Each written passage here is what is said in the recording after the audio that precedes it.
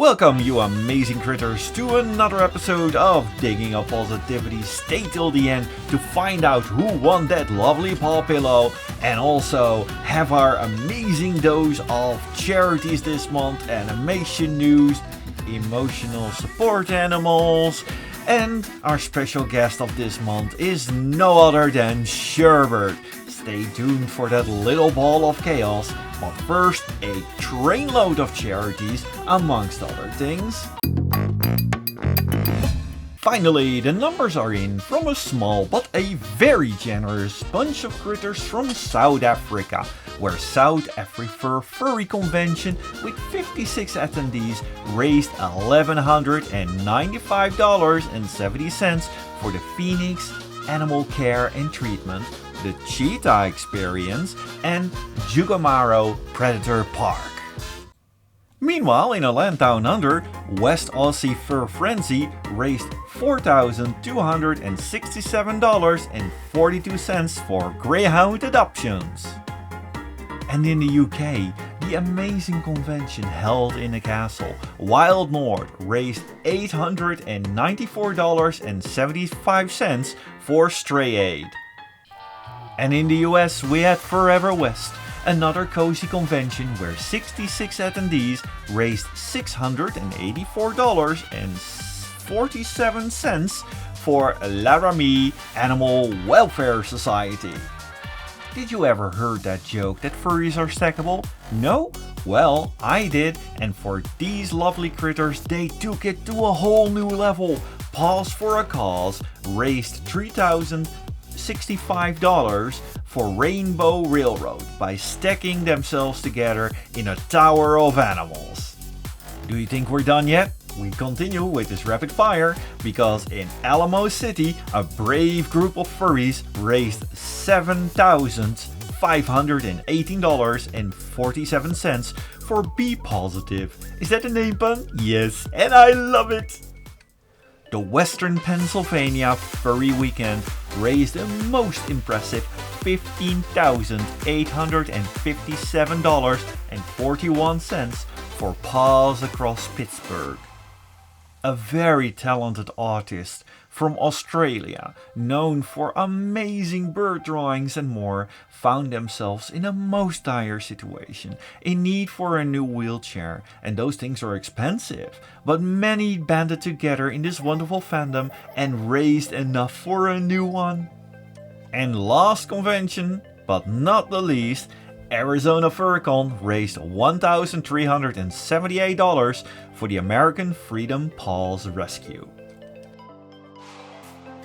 As you can see, we're all on a roll. Besides all these charities, we have ongoing efforts like Art for Ukraine, First for Life. Those last ones are going to have a weekend filled with gaming streams at November 5th and 6th, so be sure to keep an eye on them. And right now, the furry charities that we've covered so far, the total of this year is, drumroll please, $937,963.22.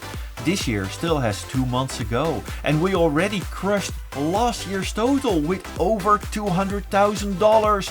Will we make it to the million? I am so hyped! We were working our proverbial tails off during Euroferns, and one of the people who was there was Shark Fox, a fellow furtuber, and one of the things that I love is to see that their first conf experience is a good one, and he made an amazing video about this. Thanks for everything. We'll see you later around the con, I suppose? Most certainly. It was wonderful to meet you too, Laser, and Laser too? My apologies to Laser 2, honestly I am like the worst with names. Ah yes, meerkats, our favorite pastimes include such wonders as advanced mob warfare and screwing with the theory of evolution. How, you might ask? Well, according to Dr. Sjouke Kinkma, The evolutionary biologist at the University of Wageningen explains, according to Darwin's evolution theory, every animal will do anything to ensure their genes are passed along and that they survive. And in more simple terms, eat, sleep, repeat. But meerkats, together with several bird species, actually cared for others too, not just for their own gain. In fact, 9% of bird species do this, and 3% of all mammals. So they are trying to bend the theory a bit, and we are, according with the birds, geared more towards the survival of our own species by working together. Humans, take note, it really works, you can do this. It is no secret that animals help us tremendously in life. Commonly, we have cats, dogs, birds, and so on. And dogs make excellent emotional support animals. But some people are going a step further, like this American friend who has an emotional support peacock.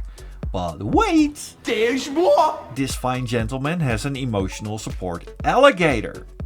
Yeah, but of course, we will not judge a book by its lettery cover. Turns out this lovely alligator really does not bite people. And the two really seem to hit it off. He, the alligator, even has been a ring bearer at a wedding. But before you run off to the nearest swamp, this alligator is really a huge exception. He lacks the instinct to bite. So please don't try this at home. I beg of you. Meanwhile, in Japan, they're opening the Ghibli Park, and I am ever so excited, known for their outstanding animations such as Princess Mononoke, My Neighbor Totoro, and so much more. It was just a matter of time. The park will be open till November 1st. I, for one, will add this to my ever-growing pile of reasons to visit Japan. Earlier this month, I woke up and I sensed the collective internet swooning over Bowser. Not the usual suspects, but the long-awaited Mario trailer dropped. Sure, Mario is Mario, but our main lizard, Bowser, stole the show. While Mario was Mario, however, he sounded better in the French version, despite being Italian. But hey, what do I know? I'm just a mere cat. Anyways, go check out the trailer. It really is cool. And Bowser, oh my god, they made all sorts of awesome memes from it as well. It was so great. I'm looking forward to that movie.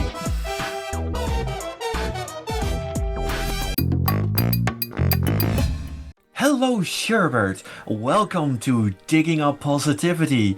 Could you tell us a little bit about yourself? Hi everyone, I'm Sherbert. I'm a fursuiter, a YouTube content creator, a Twitch streamer.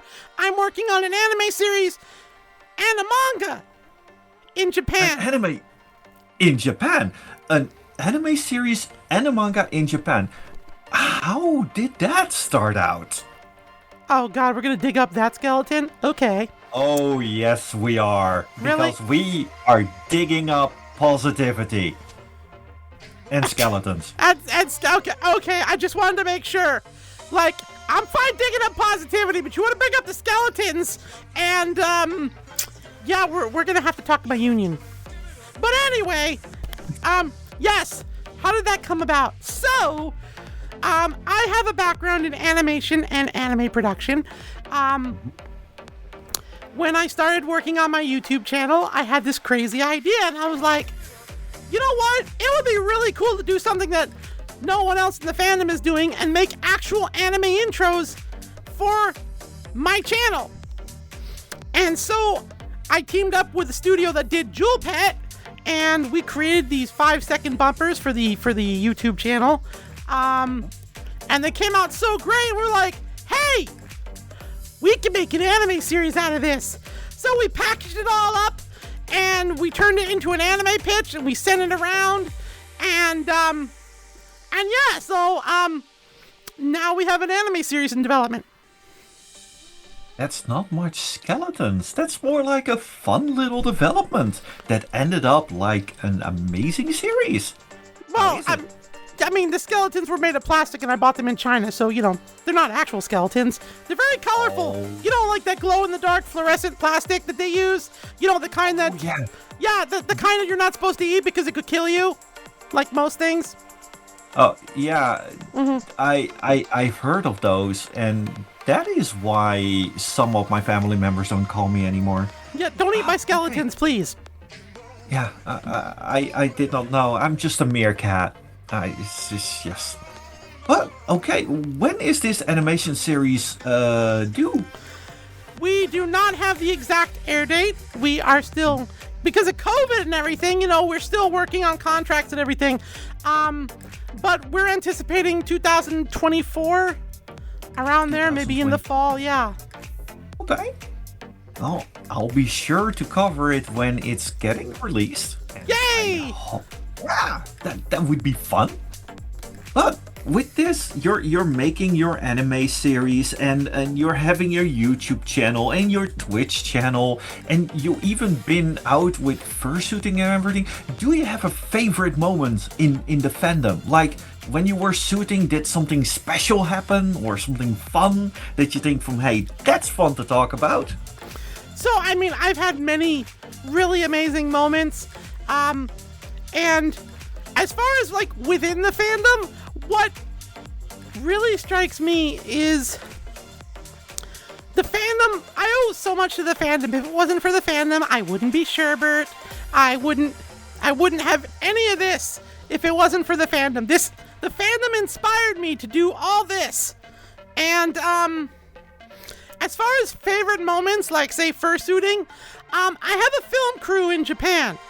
And I really have to say that my favorite moment with Sherbert, because I have other characters, my favorite moment with Sherbert was we were filming in a park in Tokyo, and there was this little girl who ran up to me while we were filming, and she said, "Bunny!" And I said "bunny" back to her in Japanese, and she ran away going, "The rabbit is talking!" And then there was this whole other thing that happened. It was so cute. I was almost crying at the end of it because it was so freaking adorable. That's great. Those are the moments that are the most fun. Yeah. She's gonna buy all my merchandise now. You know that, right? Well, that is one of the things. You gotta pay that camera crew. You cannot pay them in plastic skeletons. Shh! Don't tell them! Oh, okay. I will try to cut that bit out. Yeah. Maybe they don't listen. No, it's fine. Okay. But you got into the fandom, and because of this, you became Sherbert. You got all these characters. But do you have any recommendations for people that just got into the fandom? Any recommendations? The fandom is so big and diverse. Really, my only recommendation is kind of absorb and enjoy it at your own pace. There is so much going on in this fandom creatively, visually.